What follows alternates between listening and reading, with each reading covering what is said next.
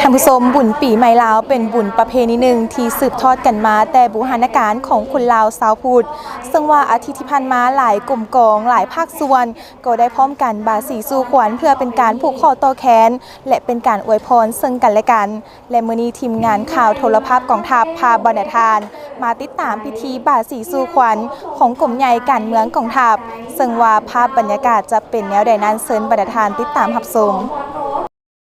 ในวันที่ 12 เมษายน 2025 นี้กลุ่มใหญ่การเมืองกองทัพได้จัดพิธีบาสีสู่ขวัญส่งท้ายปีเก่าพุทธศักราช 2567 และต้อนรับปีใหม่ลาวพุทธศักราช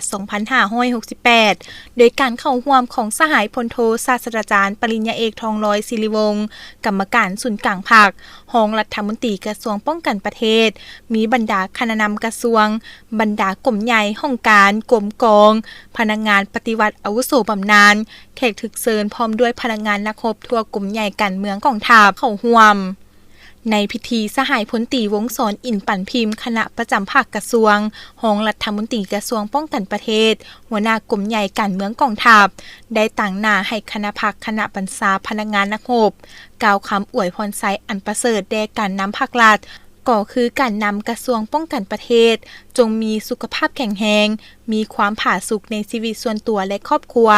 สืบต่อนำพาซี่นำประเทศชาติก็คือกระทรวงป้องกันประเทศให้นับมือเติบใหญ่ขยายตัวขึ้นเรื่อยๆอวยพรไซมายังบรรดาแขกตลอดฮอดพนักงานนักรบทั่วกระทรวงป้องกันประเทศก็คือทั่วกรมใหญ่การเมืองกองทัพจงมีสุขภาพแข็งแรงพร้อมกันเฮ็ดสำเร็จหน้าที่อันมีเกียรติสง่างามที่การจัดตั้งมอบหมายให้เป็นอย่างดี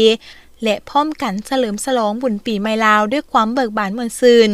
จากนั้นได้มีพิธีบาสีสู่ขวัญรับพรปีใหม่ด้วยการผูกคอต่อแขนโฮสส่งน้ำอวยพรซึ่งกันและกันด้วยบรรยากาศฟดฟื้นม่วนซื่นตามฮิตของประเพณีอันดีงามของชาติลาวที่บรรณาทานรับชมผ่านไปนั้นก็แม่นภาพบรรยากาศพิธีบาสีสู่ขวัญของกลุ่มใหญ่การเมืองกองทัพและเนื่องในโอกาสวันปีใหม่ลาวพุทธศักราช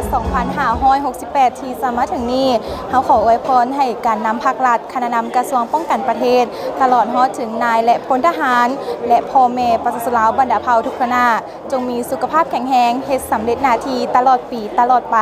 บ๊อบบี้ถ่ายภาพจันทร์สุดารายงาน